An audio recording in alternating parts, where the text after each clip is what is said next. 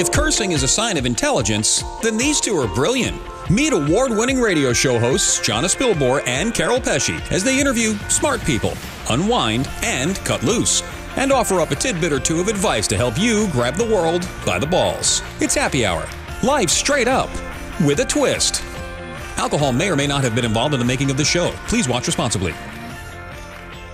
Welcome to Happy Hour TV. I'm Carol Pesci. And I'm Jonas Bilbor. If you're not careful, you just might learn something in the next 20 minutes. Or have a little fun or laugh at two people who don't take themselves too seriously. So we'd like to thank today's Bleep sponsor. Because occasionally you might drop an F-bomb and we want to get paid for that. So why not? Life is good, right? That's right. You can drink and we can curse and get paid. And get paid for it. Yeah, we've hit the big time now, baby. Sometimes, oh fudge, just doesn't cut it, people. No, it's just sometimes the right word and you just gotta. And we just made $5. Put it out there. Yeah, you're welcome. Awesome, isn't it? And seriously, we'd also like to thank our live studio audience for taking time out of their busy day to be here with us. Pretty awesome. Thank you. And we also would finally like to thank my boyfriend, Bradley Cooper. Yeah, so keep an eye out on him. This one's just mildly obsessed with him, so you'll notice he'll be in every episode. Somewhere. And if you happen to really see him out there, you might want to let her know. Give him my number. Bradley Cooper might not be happy with you for doing that, but that's all right. The restraining order is over. It's okay. It's lifted. Yeah. All right. So speaking of not taking ourselves too seriously, we were deciding what to talk about. We figured, you know what, let's just wing it. So we have this Jarro crap, which very shortly will be shaking up a martini, I suppose. And we're going to pull something out of there and no idea what it's going to be. You never know. Just talk about it. You want to go? All right. I'll pull. 2. All right. Today's crap chat topic is, well, we don't really have enough time to talk about this because it's dumb things we've done. Oh, dumb things we've done. Can we narrow it down a little bit? I've got one. Please. I've got one. You got one? Okay. Because it actually qualifies as both dumb and embarrassing. It's only embarrassing if I share it because nobody would ever know it, but who cares? We're not taking ourselves too seriously.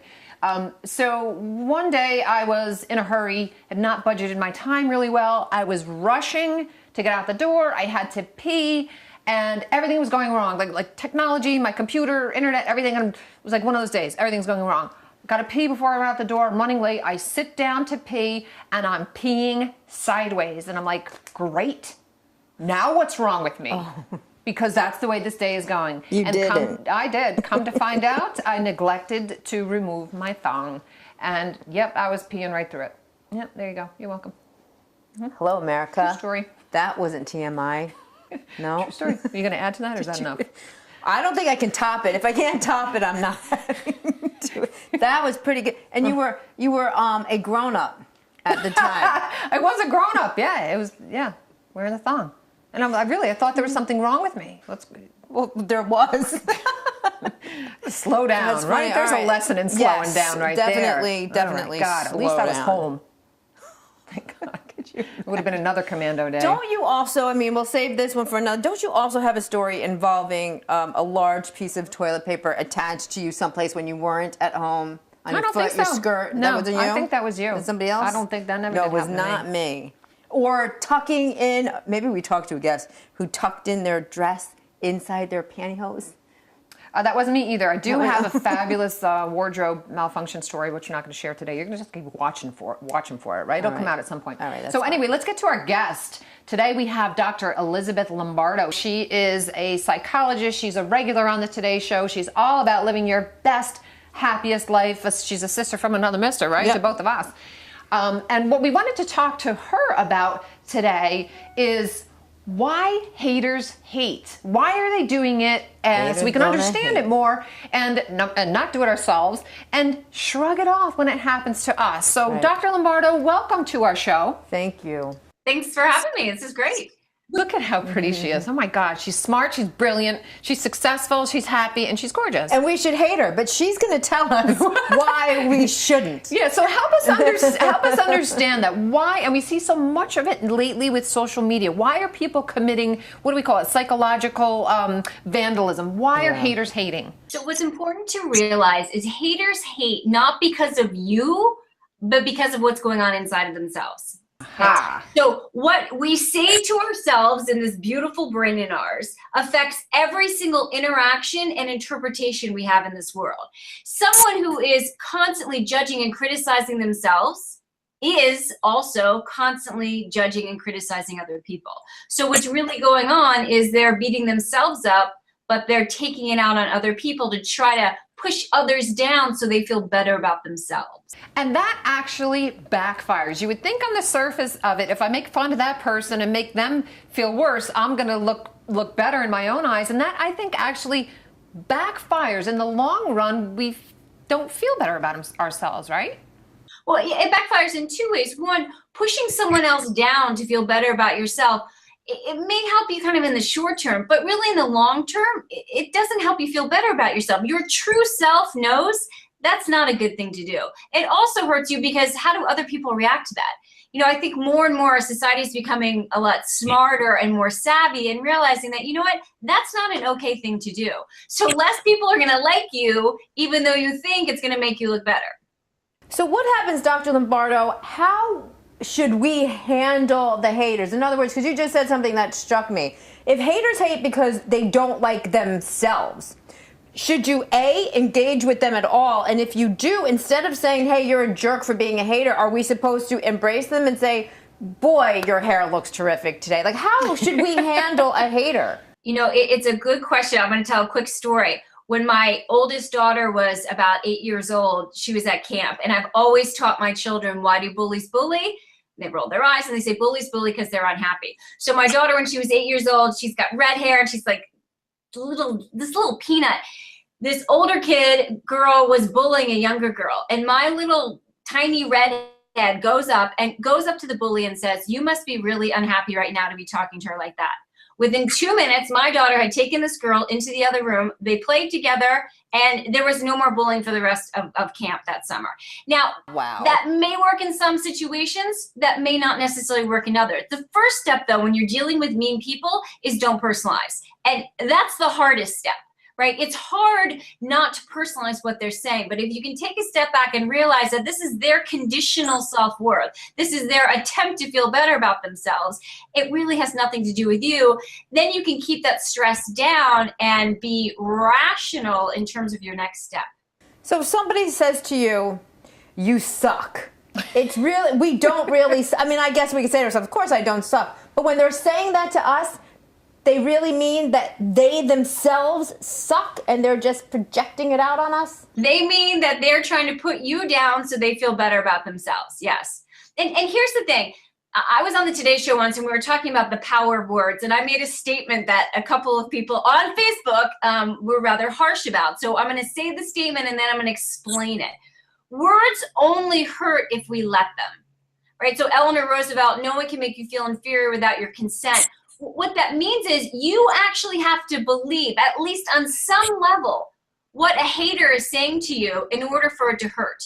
True. So if you think about something that you're totally confident in, 100% confident in, and someone makes a comment about that, I don't know, if you're a great cook and someone says, you suck as a cook, you might look at them and think, what do you know?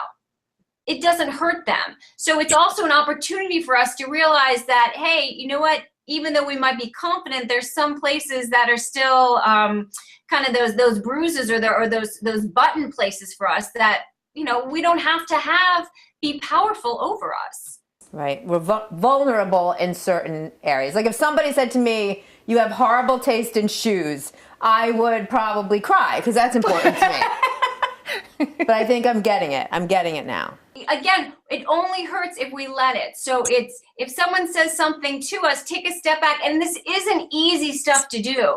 But if you take a step back, not personalize it, and realize what they're really doing is trying to feel better about themselves, then you may, you know, choose to be assertive and say, you know what, when you say that, it hurts my feelings. You may choose to kind of dodge it and change the topic. You may choose to simply walk away. It's your choice. But when you can maintain your stress level in a place where you can think rationally, so if stress goes from 0 to 10, 0 is no stress at all, 10 is the most stressed you've ever been. When we're at a 7 or higher, we don't think rationally. I call that the red zone. Right? I always tell my coaching clients, if you're at 7 or higher on stress, don't put anything out of your mouth and don't let anything in your mouth. And so a lot of times when people make a comment, a hateful comment, our stress goes up, and then we personalize it, we get angry, we say things we wish we hadn't. If you can somehow take a deep breath, bring your stress level down, not personalize it, then you can use your rational brain instead of that stressful brain to determine where you want to go next. I think also it's just that understanding. It will bother us less if we understand hurting people hurt. You can choose whether to even engage in it, whether to ignore it, whether to speak your truth and say, that hurts me when you do that, or if it's just somebody you don't even know on Facebook who's being a hater. Right. Just understanding where it's coming from, that it's misdirected. Don't take it personal. It reflects more about what's going on with them than you. And I think that puts us in a much better position of understanding it and dealing with it. Absolutely. All right, you're awesome. Thank you so much for taking the time to talk with us. I want to make sure people know how they can find you, learn more about you, get your books. What's your website? So ElizabethLombardo.com, or they can go to Facebook, Dr. Elizabeth Lombardo. And every day I'm posting all kinds of inspirational stuff to keep you silencing that inner critic and creating the life you love. Awesome. You're awesome. We love you. Thank you so much for taking the time to talk to us. Thank you. What a breath of fresh air, isn't she? She's so smart. She's so beautiful. Oh, no, she's fantastic. And that makes total sense. Like she said it, you said it, hurting people hurt. Yeah. And that's why and I forget, because I get a lot, maybe not a lot, I get some people who are very critical of whatever, of really nothing in particular. They just want to say nasty things. And I never turn it around and say that person is the one who's hurting.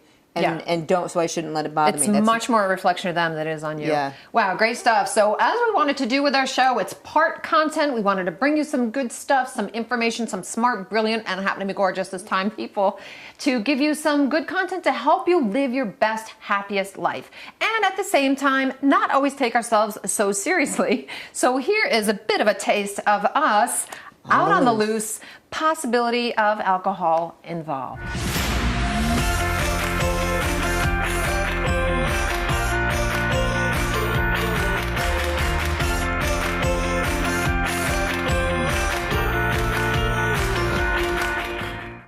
To sue this light company because I am so blind right now. Like, we could play baseball. Like, Carol could just stand on the home plate, hold this up, and we could illuminate the entire stadium. You don't understand. Where'd you get this? Because I gotta get one. Guys, what the heck is going on? What's the point of this segment? Texas is a lot like China. Puppies eat rice in China. But seriously though, what's up with this on the loose? What do you hope to accomplish? Besides getting driven around and drinking and being stupid and getting paid, well, seriously, we both work hard. One of us does. Actually, her. But we're supposed to have fun. Like, why take yourselves too seriously? Listen, every internet, social media quiz I've ever taken to help me find out more about myself, Because the internet has all the answers. says that I shouldn't take myself so seriously. So neither should she, neither should you. And that's what this segment is about. Totally. No, land here. only have one hand. South. Runway. Bring it in. Beacon. Bring it in. Okay. What are you saying? How many hours were we in the car? I think it was like 2 solo cup hours. You count by cups. Yeah. That's how you when count. you're in the car, Yeah. being driven around by hot Dave. Who smelled good? Yeah. Is that my mother? Is that my mother? It's your mother. Oh my God. If my mother texted when we were driving around the car, what she would have wanted was to show me the eggplant, chick popping out of the egg, and puppy paws, because that's all my mother knows how to text. But I think she texted me. With the same thing. We're BFFs. You know what? I naturally look this lit. Lit, you are lit because you've been drinking champagne and wine. You are lit. When I say I'm lit, I really mean it. It really is all about the lighting. Good lighting, bad lighting. Good lighting, bad lighting. Boy, we just have no shame, do we? Anything for a good time doesn't take much for us. A little bit. Anyway.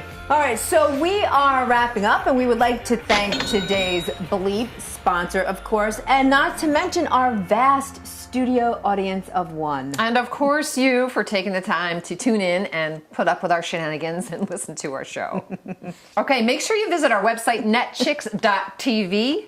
Facebook.com/happy hour, and you can get some more bonus material. You can find out the latest and where's Bradley Cooper. You can also register there for a chance to become part of our live studio audience. And remember, don't bitch, complain, and blame.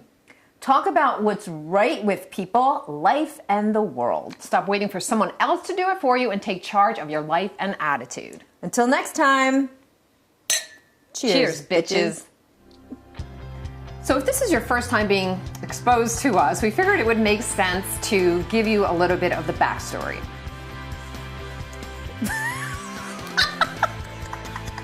And here's our strength. So here's the deal with the two of us. We've been doing a radio show for a few years now. 5. Wanting to help people live happier, not take themselves too seriously, occasionally say fuck, which actually we can't do that on the radio. Yeah, and anytime you want to fucking jump in. Let's start. All right. Those. Take 35. All right. Gosh, we need people. I know we need people. We should remember this for the next set of episodes. We need somebody to come and do this. It'll move quicker. Okay.